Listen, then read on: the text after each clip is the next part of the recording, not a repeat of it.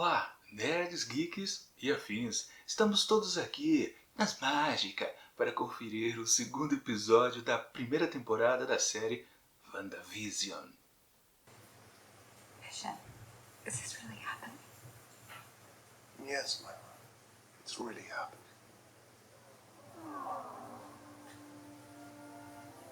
Pois bem, pessoal, aqui estamos nesse final de, digamos, episódio duplo para essa estreia aqui da primeira série da Marvel dentro da Disney Plus. WandaVision, sim, disse a que veio. Ou talvez não, porque a gente pode considerar que tudo que a gente viu no primeiro episódio, aqui no segundo, se repete quase da mesma maneira. Sim, temos pequenas diferenças. A primeira, mais evidente, para mim me chamou muito a atenção. O cenário da casa do casal está diferente. Bom, do lado de fora tudo continua igual, aquela escadinha, né, de 3 degraus, o número lá, 2800, sim, uma casa típica americana. Mas dentro ela está completamente diferente, inclusive apareceu uma escada, não sei se vocês perceberam. Pois é, sumiu também aquele batente que existe na entrada ali, logo depois da porta. Ou seja, o interior está diferente. Por quê?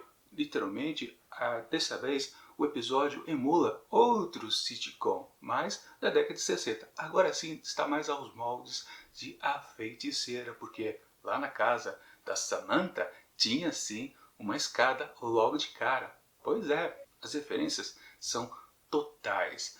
Aliás, depois quando a gente chega ao final do episódio, a gente tem mais que certeza disso.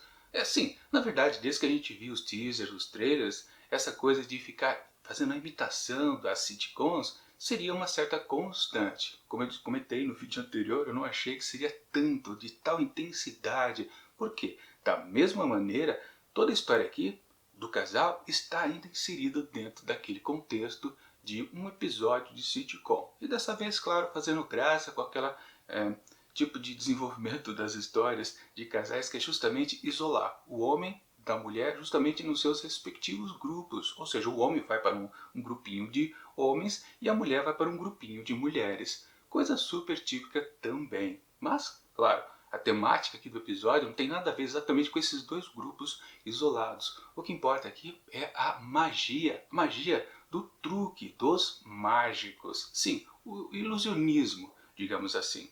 Que, claro, tem tudo a ver com a temática também do episódio, que propõe uma irrealidade. Sim, os mágicos fingem que fazem mágicas, na verdade eles só fazem truques. E literalmente, né, quando temos então na segunda parte, no segundo ato do episódio, onde literalmente acontece o show dos dois, de Wanda e Visão fazendo, claro, ele o papel do mágico e ela, claro, a bonita assistente, temos a questão que ele acaba fazendo o efeito, em termos de poderes, de maneira absoluta, mas ela tem que disfarçar usando magia ou os poderes mutantes dela para transformar aquilo como se fosse um ato, um truque de mágica, na verdade. Ela faz fingir o truque verdadeiro do Visão. Sim, é uma boa de uma sacada. Nisso a gente pode considerar então esse episódio muito mais, digamos, esperto do que o primeiro, que foi mais tradicional, naquela coisa mais de apresentar um casalzinho recém-casado. Aqui já é um contexto diferente, mesmo que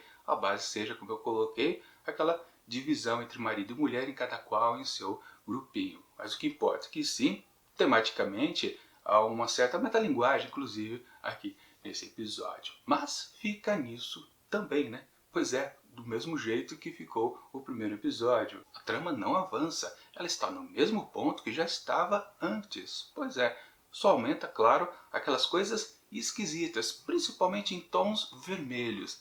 Você lembra, né? Que, na verdade, no primeiro episódio só existiu um frame vermelho durante toda a exposição de preto e branco dentro do próprio seriado. Que foi justamente naquela sessão entre o primeiro bloco e o segundo, onde temos o comercial das indústrias Stark. Pois é, lá naquele rádio, né, que eles estavam vendendo ali, o mostrador ali tem um LED vermelho. Só isso era colorido. E é curioso pensar, né, como talvez a realidade, primeiro, ela surge num momento de realidade, de fato, dentro de um show de televisão, porque são os comerciais que, na verdade, trazem a pessoa, o espectador que está assistindo aqueles programas, de volta à sua realidade, né? Ou seja, você foge daquela historinha ficcional que você está acompanhando, no caso aqui de jovens casados, e, na verdade, quer dizer, no fundo, né, a realidade que a gente é transportado no momento do comercial, também, de fato, a gente entra em uma outra coisa ficcional, porque o mundo da propaganda também é uma bela de uma falsidade.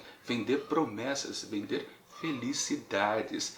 Também é algo bastante interessante, ser incorporado a propaganda dentro da série aqui, claro, colocado como uma coisa trivial, corriqueira, normal, né, de ter um comercial dentro de um show de televisão. Mas tem essa boa sacada também. Mas claro que sim, os tons vermelhos aumentam de maneira bastante acentuada por aqui no segundo episódio. Primeiro com aquela aparição daquele helicóptero, todo pintado, né, de vermelho, com detalhe também daquele logo. Sim, aquela empresa. E depois a gente vai falar mais sobre isso ao final do episódio. Aquilo chamou muita atenção, na verdade, aquele barulho que primeiro eles pensaram que eram as árvores, os ramos das árvores, né, os galhos batendo na janela. Na verdade, provavelmente era aquele helicóptero de brinquedo batendo na janela, tentando invadir. Aquela coisa esquisita também, né? Um lance misterioso a ser embutido na trama, aos mesmos moldes que foi o engasgo lá do chefe do Visão. Mas aquilo ainda estava no campo um pouco mais da coisa mais corriqueira. Isso acontece. Mas aqui não. Esse helicóptero aparecer vermelho ali e deixando a Wanda assim, que diabo está acontecendo? Sim, isso já é algo mais diferenciado. De qualquer forma, só volta a acontecer outra coisa estranha, justamente lá naquela reunião das mulheres, quando a chefona lá, acho que é Dot, né? Ou Dolly, não, acho que é Dot, ela pergunta pra Wanda, né? Quem é você? E literalmente nesse instante um rádio também começa a emitir umas vozes lá, uma voz masculina chamando por Wanda, onde ela também percebe que está então incluída num mundo que talvez ela mesma não tenha criado. Embora, da mesma maneira, meio que ela consegue interferir, que a gente vê ao final do episódio. Mas no final dessa cena a gente percebe que a personagem que estava contracenando com ela corta a mão e o sangue fica completamente vermelho. Ou seja, mais outro evento da cor entrando dentro do preto e branco. Bom, depois daquele encerramento das mágicas em si, que não acrescenta muito, parece, para a trama, tudo vai então aos seus finalmente. E lembrando, né, aquele show de mágicas é um show beneficente em prol das crianças. Parece uma coisa só colocada ao acaso, mas na verdade está relacionado também com o episódio da vez. Também é temático essa referência, pois ao final nós descobrimos que Wanda está grávida. Pois é, com uma bela de uma barriguinha que ela não tinha 2 segundos antes, né? Sim, quando ela sentou no sofá, a barriguinha dela estava reta. Quando ela levantou, opa, estava redondinha. Então ela está assim para parir um rebento do casal, obviamente. Ou será que não? Bom, enfim, o que importa é que teve de novo outro barulho lá fora e eles foram verificar do que se tratava, já uma situação noturna também, né? Mas a coisa maluca é que não aparece nenhuma de uma cor vermelha mais uma vez, mas literalmente um homem sai de dentro de um bueiro. Mais especificamente um apicultor que tem umas abelhinhas rondando ele. E no uniforme que ele está usando tem aquele mesmo logo que já havia aparecido lá no helicóptero. Se eu não me engano, esse logo acho que apareceu no primeiro episódio também, né? Mas o que importa é que imediatamente aquilo me remeteu ao Instituto Dharma, né, que temos lá em Lost. Lembra que eu falei no vídeo passado que eu não queria encarar essa série como se fosse mais um Lost na minha vida? Pois é, na verdade eu acho que eles estão emulando Lost também e provavelmente sim, teremos referência a essa série cheia de mistérios em futuros episódios aqui de WandaVision. Porque, claro, é estabelecido, a cada novo episódio nós temos um avanço de década. Se começamos na década de 50 no episódio passado, vamos para 60 agora neste. No próximo, terceiro, iremos para os anos 70 e agora coloridos. Pois é, porque ao final, quando Wanda e Visão viram aquele sujeito saindo do bueiro, ela literalmente disse não. Sim, mais uma vez ela tem uma certa consciência desse mundo que ela está inserida e ela faz tudo voltar de uma maneira como se fosse uma fita de vídeo sendo rebobinada. Volta ao momento onde Visão percebe que a barriguinha dela está saliente e não é de gordura, é de rebento. Pois é, e literalmente a partir dali todo o ambiente começa a ficar colorido já, claro, deixando bem claro que nós vamos para, no terceiro episódio, aos anos 70, onde as comédias já eram todas coloridas. E sim, né, nesse embalo, provavelmente no quarto vamos para os anos 80, no quinto aos 90 e finalmente no sexto chegamos aos anos 2000, onde sim, Lost brilhou. Pois é, será que é essa brincadeira o tempo todo nisso? Bom, o que vale desse segundo episódio é que, de novo, né, ele não teve nenhum avanço na trama em si, só temos uns pitacos dessas coisas, desses nós narrativos de mistério mais abundantes e acabou por aí. Não temos nada demais, nós estamos ainda inseridos em histórias bobinhas dos sitcoms. De novo, eu adoro esse tipo de produto. Eu ria muito com a série A Feiticeira, gostava de A Love Lucy, o show do Dick Van Dyke eu não cheguei a assistir, porque acho que não passava, para falar a verdade, acho que aqui no Brasil, né? Mas isso não importa, eu vi vários derivativos desse tipo de produto, desses sitcoms, como também costumo ver ainda os modernos, até onde a gente vai, né? A gente vai chegar provavelmente nos anos 2010. Mas, sim, é isso. A batida é sempre a cada novo episódio emular um seriado antigo. Mas com que propósito? Essa coisa de ser, sim, focado no sitcom, pelo que eu vi, é mais uma coisa, a ideia do produtor-chefe da Marvel, Kevin Feige, que ele quis mesmo trabalhar essa coisa porque ele gosta também de assistir, assim como eu, esses episódios. É uma pura diversão, mas fica a pergunta no ar, o quanto que o pessoal que está assistindo essa série aqui e que veio da fama de todos os filmes da Marvel, realmente está gostando disso porque é uma coisa própria, não está no embalo da modinha. Pois eu fiquei ao final desses 2 episódios me perguntando, isso realmente está funcionando para a audiência? Eles estão aceitando esse formato mais lento? Todo mundo está acostumado com tiro, porrada e bomba, por que não tem isso aqui nessa série? É uma série de super-heróis? E falando nisso também, né? Claro, Wanda e Visão, eles têm a consciência que cada um deles, né, possui os seus respectivos poderes, mas eu acho que eles não têm consciência que são ou foram super-heróis. Isso parece que não. Eles apenas sabem que são, de uma maneira, detentores de poderes. Assim como, claro, né, por exemplo, a feiticeira era uma possuidora de talentos mágicos. É verdadeiramente feitiçaria, né? Então, será que é só isso que eles pensam? Ah, eu posso ser intangível, posso fazer coisas que alteram as probabilidades de acontecimento de certos eventos. Enfim, é só isso realmente que eles têm noção do que são? São poderosos, mas não são super-heróis? Acho que sim. Me parece que está nessa pegada por enquanto. Mas, de novo, o que a série melhorou a partir do segundo episódio? Ela não saiu do lugar. Também já vi uma crítica por aí de alguns, ali atrás, críticos de televisão que receberam os 3 primeiros episódios, não apenas 2, como nós, seres mortais, meros espectadores. Pois é, eles viram 3 numa tacada só. Aquela coisa de já se preparar, já fazer uma crítica prévia. Eles torceram o nariz, principalmente lá na crítica americana, dizendo que tudo parece um episódio esticado. Me parece principalmente o segundo. Eu acho que aqui no terceiro, ou amanhã no terceiro, né, vai ter alguma coisa mais diferenciada, onde talvez a série comece a ir para frente, porque por enquanto ela está parada no mesmo canal, sem possibilidade de a gente trocar, ver outra coisa.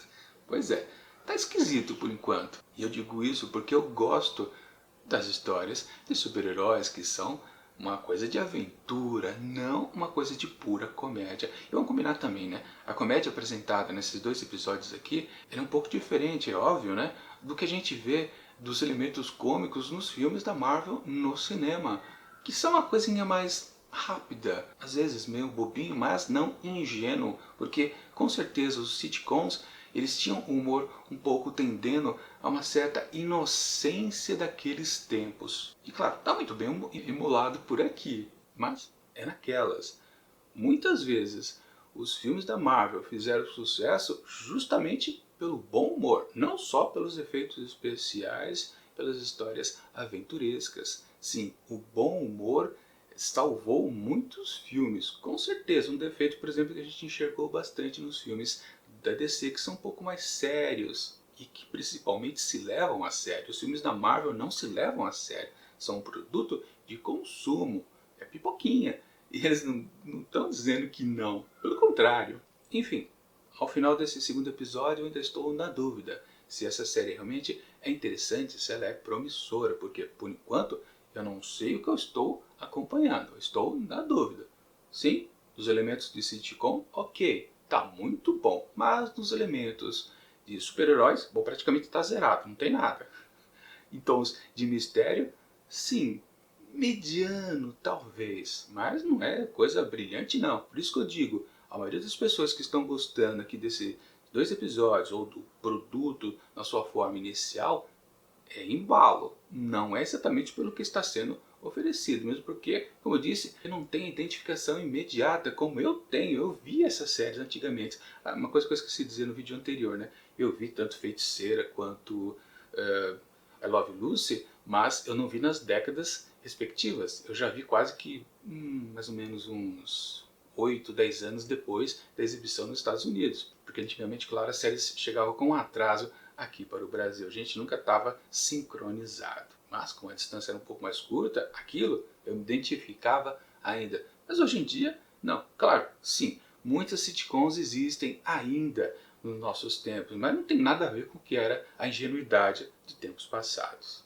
Enfim, eu acho ainda que é muito embalo para pouca coisa apresentada. Mas eu confio, WandaVision é sim um produto ousado, ainda é. E como eu comentei ontem, eu dei um meio ponto a mais, ou um meio asterisco a mais na nota final, justamente por causa da ousadia, que foi funcional. Mas a ousadia aqui nesse segundo episódio, ela já está começando a incomodar.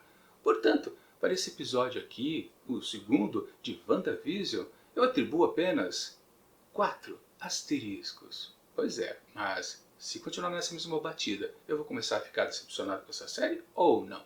Vou descobrir no próximo episódio, que inclusive está sendo exibido hoje. E é isso.